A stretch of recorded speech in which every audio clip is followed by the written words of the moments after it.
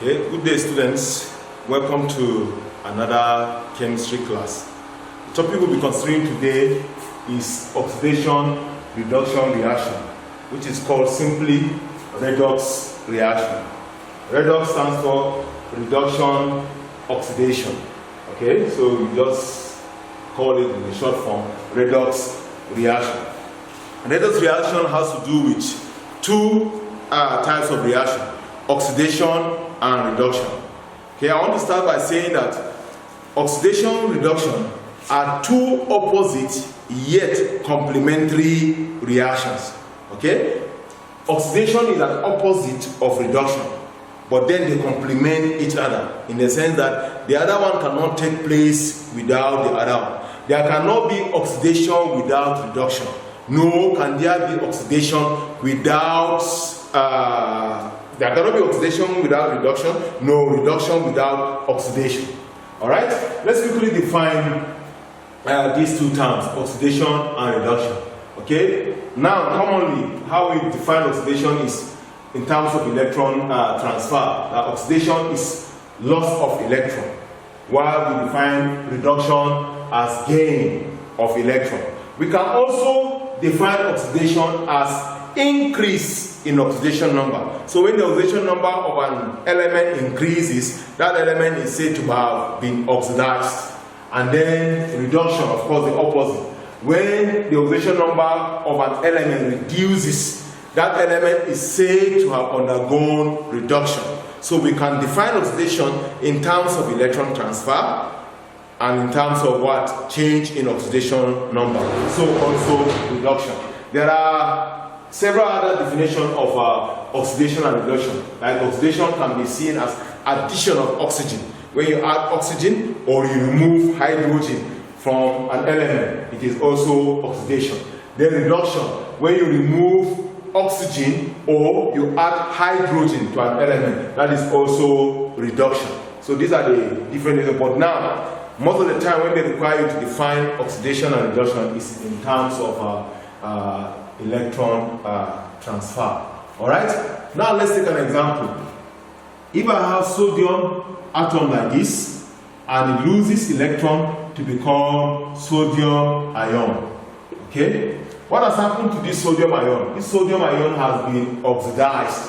Why? Because it has lost an electron. In turning from sodium to sodium ion, it has lost one electron. So if I look at it in terms of electron transfer, this has lost one electron, so it has been oxidized. I can also look at this in terms of oxidation number. From our lesson on calculation of oxidation number, you know that the oxidation number of sodium here is 0. The oxidation number of sodium here is +1. Okay? Then you can see that sodium from 0 is becoming +1. The oxidation number of sodium have increased from 0 to +1. Therefore, sodium has undergone oxidation. Alright? If I have a chlorine and then it gains electron to become a chloride ion, or let's say we have two of them gaining 2 electrons to become 2 chloride ion. What has happened to it? Chlorine from the reactant to product has gained electron to become a chloride ion. So gain of electron is what? Is reduction. So this chlorine atom have been reduced to chloride ion. If you want to look at it in terms of change in oxidation number, of course the oxidation number of chlorine here is 0 and here is -1. And you can see from 0 to -1 is decrease in oxidation number. So I said reduction can also be seen as what? Reduction in the oxidation number. So when the oxidation number decreases, that element has undergone reduction. So this is an example of oxidation and reduction. And then I say they are opposite yet complementary reactions, in the sense that one cannot happen without the other. So in a particular reaction, both oxidation and reduction happen simultaneously. Example, when we have magnesium metal plus oxygen, when you react that and it gives you 2 magnesium oxide. Okay, this is a balanced equation. Now look at this equation now. Let's check the oxidation number of these two elements, magnesium and oxygen, in the reactant side and in the product side. If we look at magnesium here, what's the oxidation number? From our knowledge of the oxidation number, we say elements in their free state, that's in their uncombined state, when they are not combined with any other element, the oxidation number is 0. So also this oxygen, the oxidation number is 0. But then going to the products, okay, the rule for assigning oxidation number says whenever you see oxygen in a compound, except in a peroxide, the oxidation number is -2. So the oxidation number of oxygen here is -2. Okay? And if oxygen here is -2, when you calculate the oxidation number of magnesium, that should give you +2. Alright? So magnesium from reactant, it has changed from 0 to +2. Is that an increase or decrease in oxidation number? Of course, it's an increase. From 0 to +2 is an increase. So for magnesium, in going from 0 to +2, it has undergone oxidation. Then oxygen from 0 to -2, what has happened to it has been reduced. It has undergone reduction. Okay, so you can see this is one reaction. As oxidation is taking place, reduction is also taking place. That's why we say there are two opposite yet complementary reactions. Alright, so that's about the definition of oxidation and reduction. Then, next, we talk about oxidizing and reducing agents.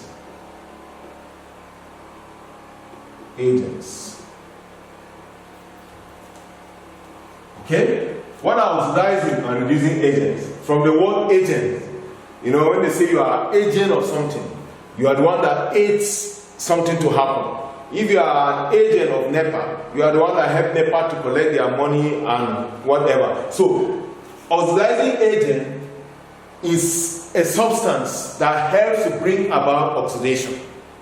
Okay? While reducing agent also helps to bring about reduction. But if we are going to define it properly, we say an oxidizing agent is a substance that brings about oxidation and it is self-reduced in the process. While a reducing agent is an agent that brings about reduction and it is self-oxidized in the process.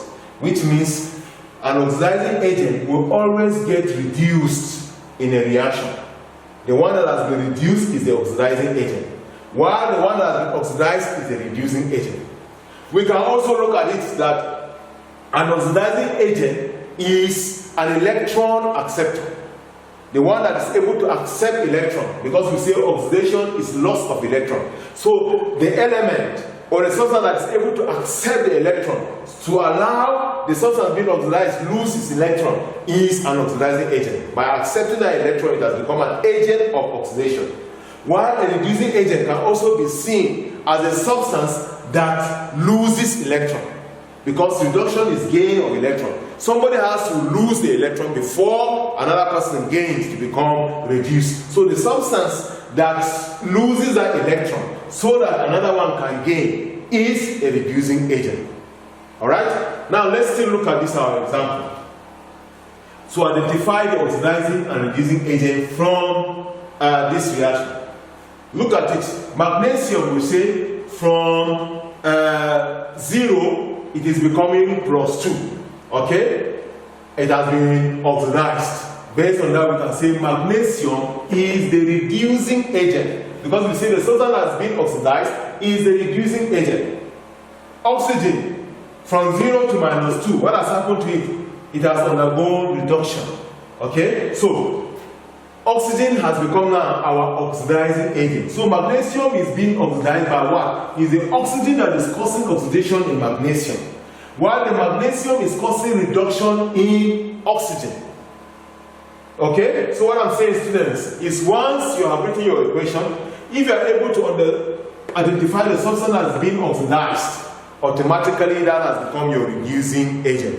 If you identify the substance that is being reduced, automatically that has become your oxidizing agent. Very simple. Okay? So, oxidizing agents are substances that bring about elements, substance, or ions, or compound that brings about oxidation. Alright? And then reducing agent is the opposite of it. So, what are some examples of oxidizing agent?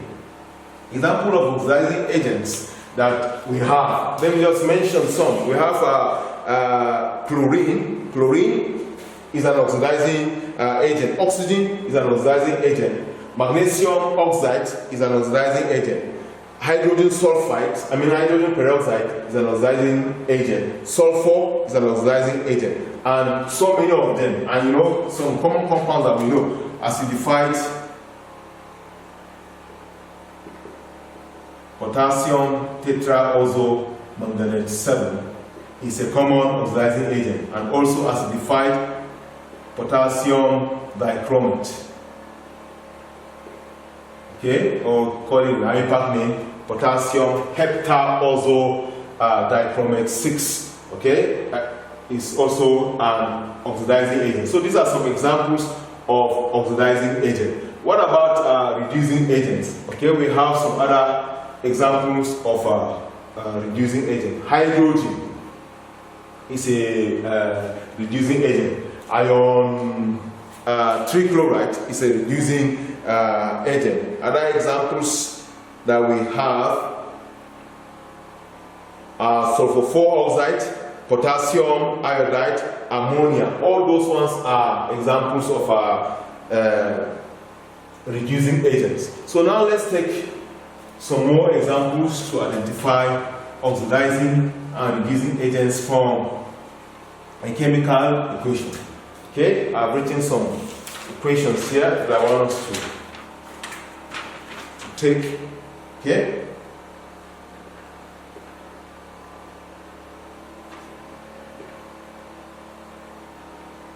Just to give you, something.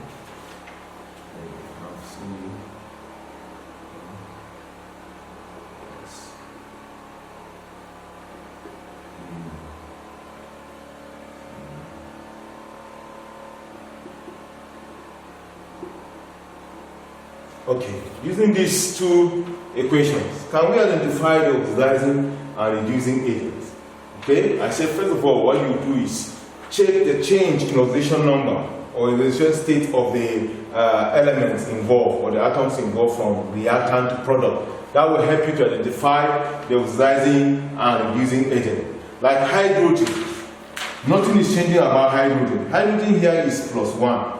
Going to product is still +1. So nothing has changed about hydrogen. So we will leave out hydrogen. But look at sulfur. Sulfur, if you calculate the oxidation number of sulfur here, is -2. And then here in the product it has become 0. So there is a change in the oxidation number of sulfur from -2 to 0. It's an increase in oxidation number. So that means sulfur has been oxidized from -2 to 0. Now look at chlorine. Chlorine here, oxidation number is 0. But in the product here is -1. So chlorine has been reduced from 0 to -1. So sulfur has been oxidized in this case, while chlorine is being reduced. So how do we identify our oxidizing agent? We say the one that is being oxidized is our reducing agent. So that means hydrogen sulfide in this reaction has become our reducing agent, because the sulfur in this hydrogen sulfide is being oxidized. Therefore, hydrogen sulfide is our reducing agent.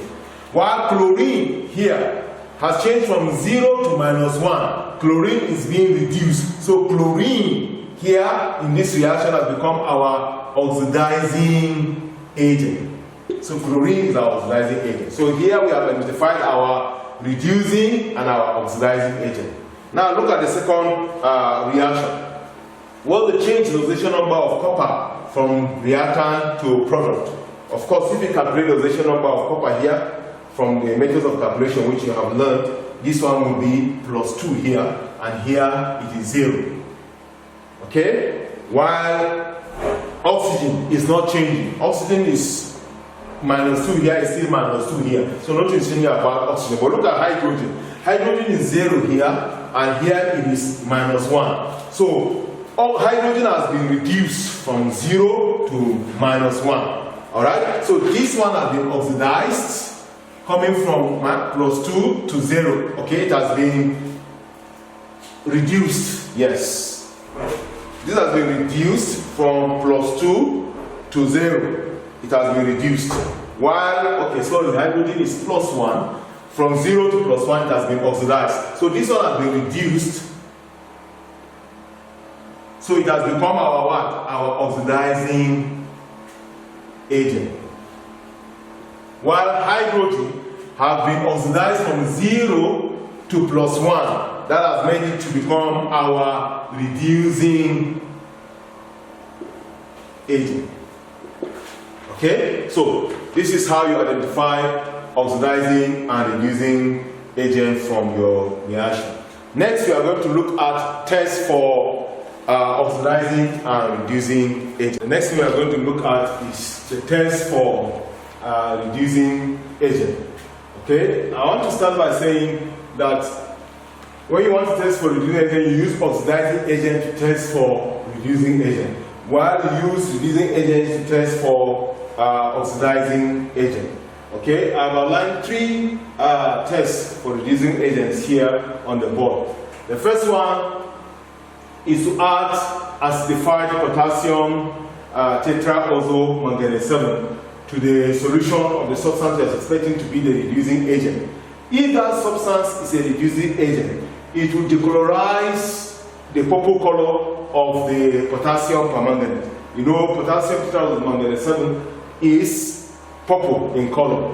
Okay, if you add it to the solution that you are suspecting to be the reducing agent, the purple color of the potassium tetraozo manganese 7 will be decolorized. That tells you that what you are dealing with is a reducing agent. Another way to test for it is to bring acidified potassium heptaozo dichromate 6, which is orange in color, or some people will say it's yellow. Okay, when you add it to the solution of the substance you're suspecting to be the reducing agent, and the color change to green, then you know that that substance you're suspecting is a reducing agent, because it has changed the orange color of the chromate 6 to the green color of chromate 3. So it has reduced the chromium from +6 to +3. That's why it's changing from orange to green. The third way is when you bring iron 3 chloride, which is brown in color, and you add it to the solution of what you are suspecting to be the reducing agent, and the solution turns to green. Okay, that green gives you iron 2. Turns to green, iron 2 chloride. Okay, so that tells you that the iron have been reduced from iron 3 to iron 2. That is why it's changing from brown to green. So these are some tests for reducing agent. There are other ones that you can check, but these 3 I think will do for the sake of our lesson. The next one, test for oxidizing agent. Alright, the first one here is when you see a yellow deposit of sulfur on addition of hydrogen sulfide, okay, to the solution that you are suspecting to be an oxidizing agent. When you add hydrogen sulfide gas, okay, and then after some time you see a yellow deposit of sulfur, that tells you that that substance you are dealing with is an oxidizing agent. Okay? Or you add a solution of potassium iodide to what you are suspecting to be an oxidizing agent, and then you see a brown solution form. That tells you that the iodine from -1 have been oxidized to iodine. Okay, from iodide ion to iodine. That's what will make the solution to turn brown, which is the color of iodine. If you want to further confirm that it is iodine that is there, you add some starch solution to it, then the solution will turn dark blue, to further confirm that what is making that solution brown is the presence of iodine. The third one is when you bring green iron 2 chloride and then it turns to brown iron 3 chloride. It tells you that what you are dealing with is an oxidizing agent, which shows that it has oxidized the iron from iron 2 to iron 3, which is the opposite of what we have seen under the reducing agent. Alright, so this is a few steps of how you will test for oxidizing and reducing agent. Okay, now the next thing we are going to look at balancing of redox reaction. How do we balance redox reaction? There are two methods used in balancing redox reactions. One is the half equation method, and then the other one is the oxidation number method. We will start with the half equation method. The half equation method involves breaking the equation you are having into two half equations, one for oxidation, one for reduction. Then you balance them separately before you now come and combine them together. That is what is involved in the half equation method. Okay, you break them into two first, and then you come and add the two. Now, look at examples here. The first example we have is to balance this equation from iron 2 reacting with chlorine, to give you, okay, I think there is something wrong with this equation. Okay, it's from iron 2 to become iron 3. Alright, so iron 2 ion plus chlorine to give you iron 3 plus chloride ion. We have to balance that and this second one too. So we're going to pick them one by one to see how we are going to balance it. Now, look at the first question. Look at ion from the reactant to product. What has happened to it? Here the relation number of ion here is +2. Going to product, it has become +3.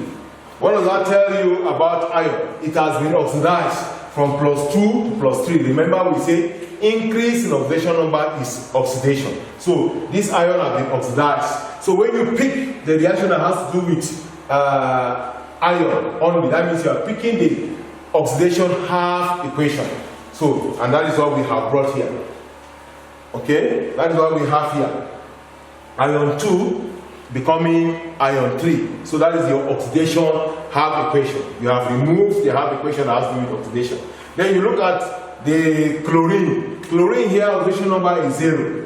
And here is becoming -1. So from 0 to -1, what has happened is reduction. Okay, so you remove that equation and write it separately, and you have written your reduction half equation. Now, I want you to note before we go further that, you know, because we are used to balancing of the other normal chemical reactions, you know, those ones, you just balance the number of atoms. You just make sure the number of atoms on the left is equal to the number of atoms on the right. But in balancing redox reactions or equations, you are not only balancing atoms, but you are also balancing charges. Bear that in mind. You make sure that the atoms are balanced, and then the charges are also balanced. Now, let's continue with the solution to our question. Now we have broken the equation into two half equations. The next thing is to balance the oxidation half equation separately, and then balance the reduction half equation separately. This is +3. There's an extra opposite charges here by what? By 1. Okay, so which means we are going to add 1 electron to this side, over +1 electron. Okay, and in doing that, you will see that now we have +2 here, and this is +3 -1, and you are left with 2. Okay, let's write it afresh and then see what it is. Okay, now this will give us that when we add an electron, and when you check, you will see that this equation is now balanced. 1 atom of iron, 1 atom of iron, +2, +3, -1. That means you have a total of +2 here and +2 here. So both the atoms and charges are balanced. So this equation is balanced. Now the second one, for the reduction, we have chlorine, 1 molecule of chlorine, gas here, and then 1 chloride ion here. You will see that the atoms are not balanced. We have 2 chlorine here, only 1 here. So we need to add 2 here, and then the chlorine atoms are balanced. Now we need to balance the charges. We have 0 charges on this side, and then here we have -2. Which side is more with positive charges? This side that has 0 charges. So it's higher in positive charges by 2, which means we'll now add 2 electrons to this side to balance the charges. So here we'll say plus 2 electrons. So when you write it out, it will give us this Cl2 plus 2 electrons to give you 2Cl minus. And here if you take 2 atoms of chlorine, you have a total of minus 2 here, a total of 2 times 1, which is minus 2 here. So the equation now is balanced.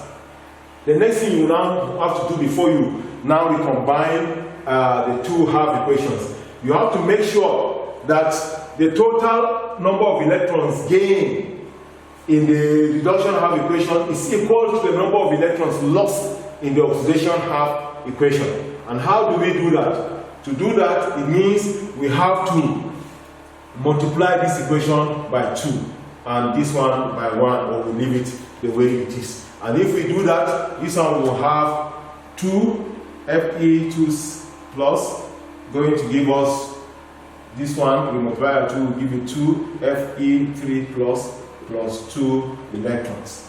Okay, that's what we'll have now. So now we will combine the 2 half equation, and in doing that, you'll see that these 2 electrons will cancel these 2 electrons, and our balance equation will now be 2 Fe2 plus this Cl2, okay, then goes to give you 2 Fe3 plus 2 Cl minus. So this is our balance equation, and with this we have balanced the equation. If you check, you will see that both the number of atoms and the charges are balanced. This is 2 times 4 for the charges, okay, and this is 4 positive charges here.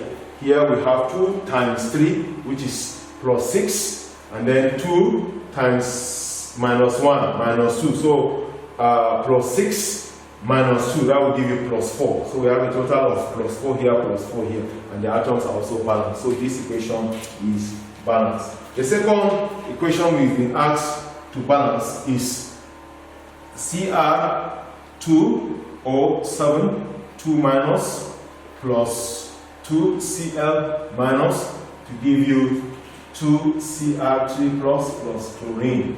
Okay? Now, look at the equation now. We need to, the first thing we say we have to do, we have to break it into 2 half equations. 1 for oxidation, 1 for reduction.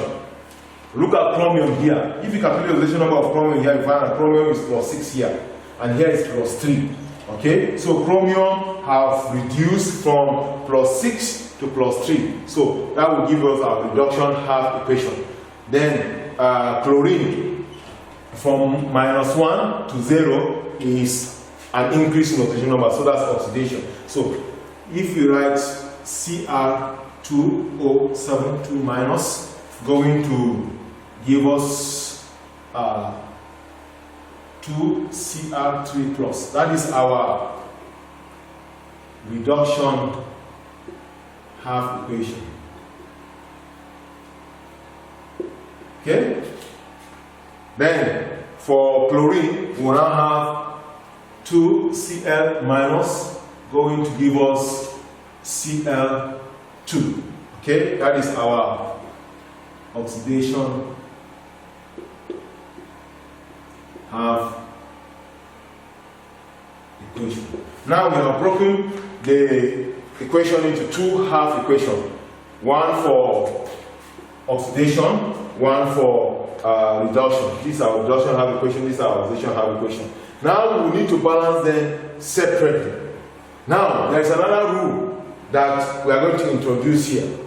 You will see that there is oxygen on this side, but there is no oxygen on the product side. The rule says the side that is lacking in oxygen, you will add some molecules of water to balance the number of oxygen. And then the side that is lacking in hydrogen, you will add hydrogen ion to that side to balance the number of hydrogen that you need to balance. So that rule is very important to help us in balancing this equation. Now, let's balance the equation and see how it is done. Let's see how to balance the first half equation, which is the reduction half equation.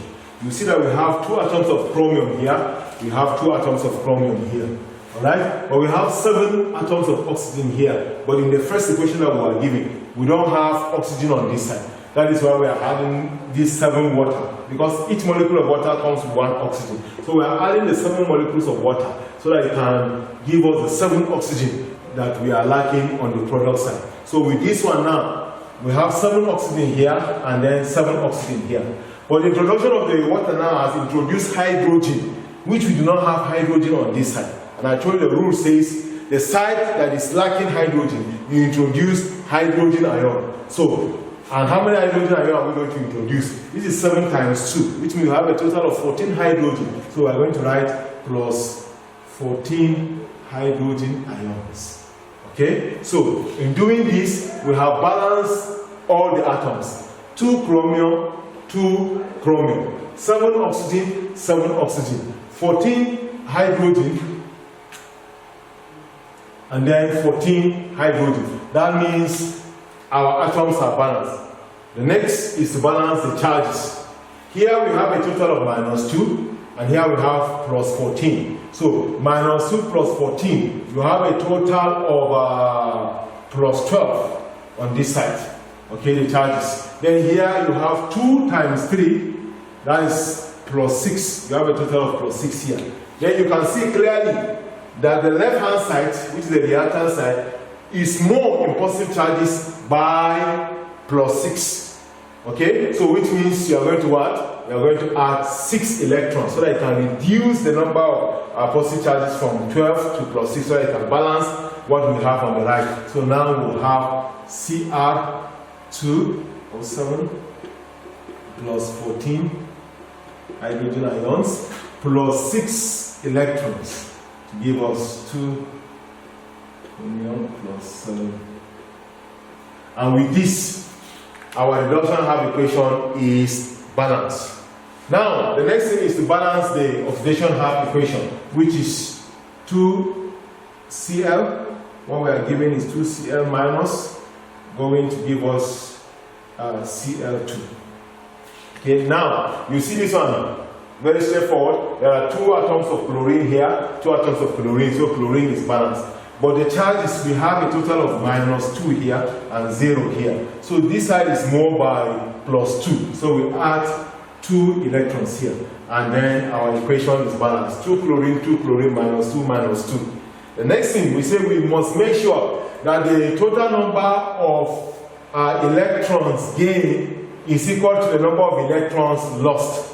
Now here we have 6 electrons involved, here we have only 2. So we need to make the number of electrons equal.